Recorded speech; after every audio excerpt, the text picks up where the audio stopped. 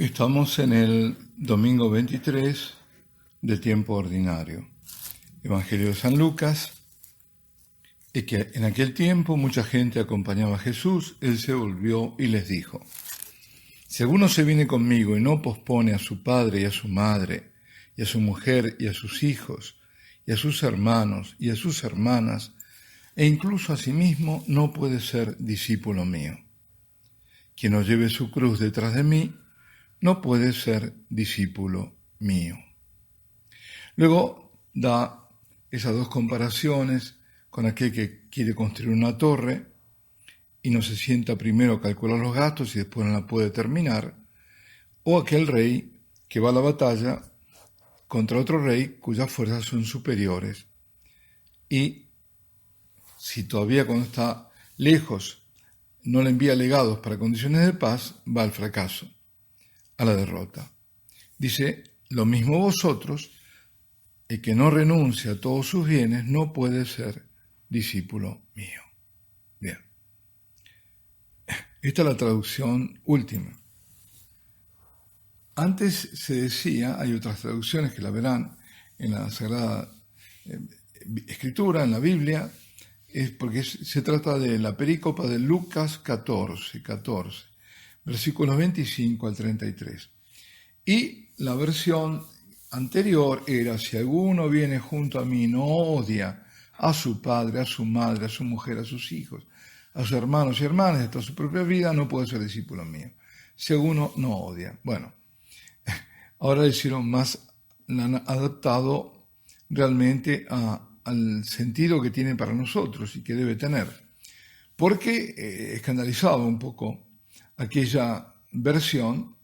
Dios no nos pide odiar a las personas que más queremos y aquellas con las que nos une un vínculo de consanguineidad o un vínculo afectivo, porque Él no puede, por otra parte, desdecirse, ya que nos pide amar, nos pide honrar padre y madre y pide que nos amemos.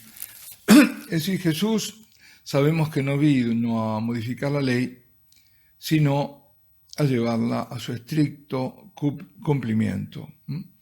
Lo hemos dicho tantas veces, no viene a hacer descuentos.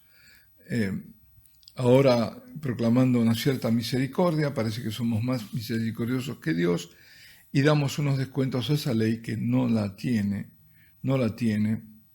Lo que el Señor hizo es condenar formalismos, pero exigió su cumplimiento hasta la última iota, hasta el último tilde, como dice. Por ello, hay que aclarar que el verbo odiar en el contexto de ese pasaje es un hebraísmo.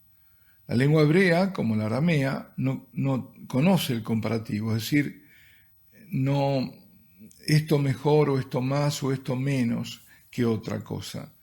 Es decir, que odiar en este contexto significaba amar menos que. Traducido sería: si alguno viene a mí para seguirme y no ama menos a su padre, a madre, etcétera, que a mí, no puede ser mi discípulo. Esta otra traducción, que es la de posponer, no pospone a su padre, da la misma idea. Bueno, dicho esto, entonces, ¿qué nos pide el Señor? Desprendimiento completo, si se quiere seguirlo. El Señor exige de nosotros una elección radical, renuncias, despojamientos, para seguirlo. Nos pide renunciar al amor del poseer y entrar en la lógica del don, del dar, de la gratuidad. Él nos enseña a amar. Y para amar al otro hay que primero poner a Jesús en el centro de nuestra vida. Centrarse en Cristo implica necesariamente llegar al otro. Ahora, fijémonos, ¿no? De nuevo, ahora que se nos está proponiendo un falso humanismo, donde el hombre está, no hablo fuera de nuestra religión, sino dentro de la Iglesia Católica. El hombre al centro, el hombre todo. No hay hombre ni humanismo al centro si Cristo no está al centro. No lo hay. Y eso tenemos que convencernos porque es así, porque sin Él nada podemos, porque Él es la fuente de todo. Por eso, en esta lógica de la verdad del Evangelio, centrarse en Cristo implica necesariamente adorarlo. Al adorarlo también nos será dado comprender qué significa amar. Cuando nosotros realmente contemplamos el Santísimo Sacramento, cuando pensamos que todo un Dios está delante nuestro y que todo un Dios hizo hombre, vemos hasta qué extremo Dios se despoja de sí, de su condición divina, de su majestad, para ocultar su gloria. No deja de ser Dios. No deja, por supuesto que no, pero ahí está. Vulnerable como un pedazo de pan consagrado, pero vulnerable en cuanto a su presencia sacramental, vulnerable en cuanto a hombre, tan vulnerable que muere en la cruz atrozmente. Es decir, da su humanidad por nosotros. Como dice el apóstol, siendo Cristo de condición divina, no tuvo en más el ser igual a Dios, sino que se despojó de sí mismo, asumiendo la humanidad y rebajándose a sí mismo, haciéndose obediente hasta la muerte y muerte de cruz. El don de sí mismo en la cruz se volvió Eucaristía para nosotros. La Eucaristía que yo adoro es el Emmanuel, es el Dios con nosotros. Y en estas lecturas, el Salmo de este domingo, nos exhorta a valorar el tiempo para alcanzar la sabiduría del corazón. Esa sabiduría que solo puede venir del Espíritu Santo. Es decir, sabiduría es hacer de mi tiempo algo valioso. Y también, contra toda apariencia, y cuántas veces se nos critica, incluso dentro de la iglesia, se podrían hacer otras cosas, en vez de estar ahí adorando, perdiendo el tiempo, creen, no lo dicen, pero lo piensan. En cambio, cuando yo adoro, ese tiempo, esa hora, no se mide en tiempo transcurrido por minutos, sino por gracias, por bendiciones, por transformación que voy recibiendo, por protección que también recibo. Y esa adoración viene al cielo, ¿no? Y en el cielo se adora día y noche, como está escrito en el Apocalipsis. Por eso mi tiempo, esa pobre hora que doy, tiene valor de eternidad. Me estoy uniendo al cielo nada menos. San Lucas nos dice en este Evangelio que el Señor pone 3 condiciones para quien quiera ser su discípulo. Y estas son: amarlo más que a nadie en este mundo, tomar la cruz y seguirlo, y despojarse de todo para seguirlo. Es decir, son amarlo más que a nadie, tomar la cruz y despojarse de todo, para esa secuela, para ese seguimiento. Ahora, aquí tengo que aclarar, no todos están llamados a ese discipulado, a elecciones radicales en sus vidas, como dejarlo todo.